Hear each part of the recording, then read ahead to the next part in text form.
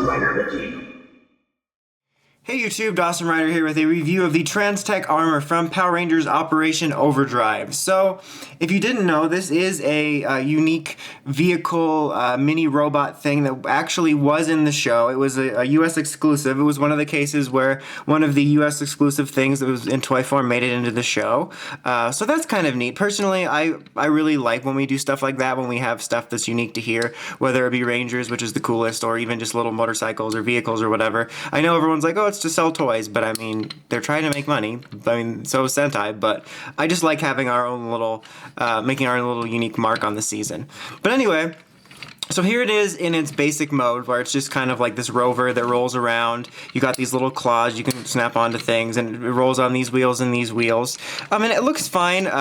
If you couldn't tell by me picking it up already after having owned this for years, the legs here, which are going to be like these little claws here, and then actual legs in its robot mode, have gotten pretty loose. But I mean, look-wise, it's pretty solid. It represents the way it looks in the show pretty damn well. So if you're really liking this thing and you want something to represent it on your shelf or play around with or whatever, it looks good that way. But all it does basically in this mold is it's not molding. I don't know why I got an accent there. This mode is rolls and then, you know, has claws.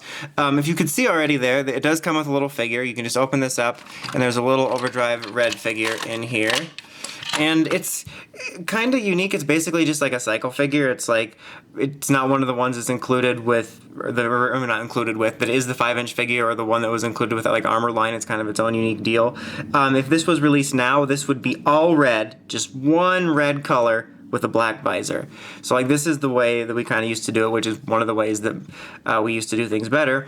But it's a pretty solid little figure. It's got a little bit of a muscular build. I would say it's a little bit less muscular than the actual Overdrive 5-inch figures. And it actually has pretty solid articulation. You can't bend the elbows, but you can move them in and out, as you've been able to see when I've been just messing around here. And you can rotate them around. And even his legs have a solid range of motion, knee joint there. I don't know why they bothered to give him all this articulation and then not give him bendable elbows. Like, it would have been so easy.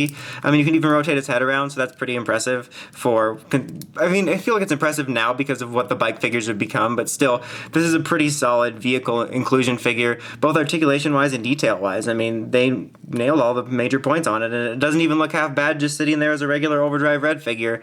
The only real ugly thing about the look is the little black plastic here, but yeah, that's pretty solid, all things considering what it became. And then just to put it in there, it's super easy. You can have him just sitting there if you want, like in this mode, but I'm just going to put him, I'm going to put him in shift this around because of loose legs mode. No, have him lying down because that's kind of the way it looks when it's in robot mode. So one of his little leggies fell off. That's a technical term, leggies. So there we go, and then just close them up. Okay, so to transform it, super simple stuff here. Just pull these pieces off, and we're going to snap these back here. Same deal here. Pull this off, snap these back here. Oh, there we go. Nope, there we don't go. Okay, and then just basically set this down so you can pan the camera up.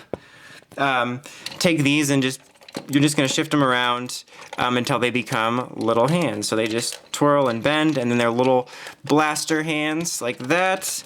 And then fold these little claw feet out, get them in a standing position, fold this bit up, and you have a little face. And there you have the Transtek Armor in its robot mode.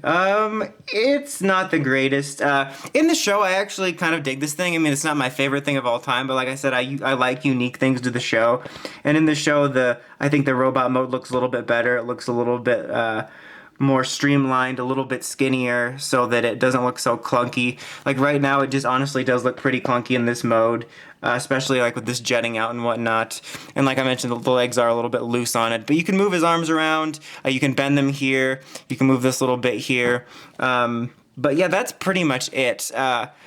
Oddly enough, a lot of you probably know this, but they re-released this, not the Overdrive figure, but just the Transtek Armor in the Samurai line, and it came with a Samurai figure, and for such a long time I planned on doing an April Fool's joke of just pulling this out of storage and getting a Samurai figure and reviewing it as that, but That was a definitely odd choice, but yeah, overall, this thing is okay. If you want something that's unique to the show and you like this thing, then I could say maybe pick it up. I think the regular mode is better than this mode, but honestly, it's not a must-have, just kind of a neat little US exclusive thing that definitely could have been better in this mode. But anyway, that's about it. Until next time, make sure you check out the Crazy Podcast at writersrangerambles.com. Until next time, Dawson Ryder, signing out.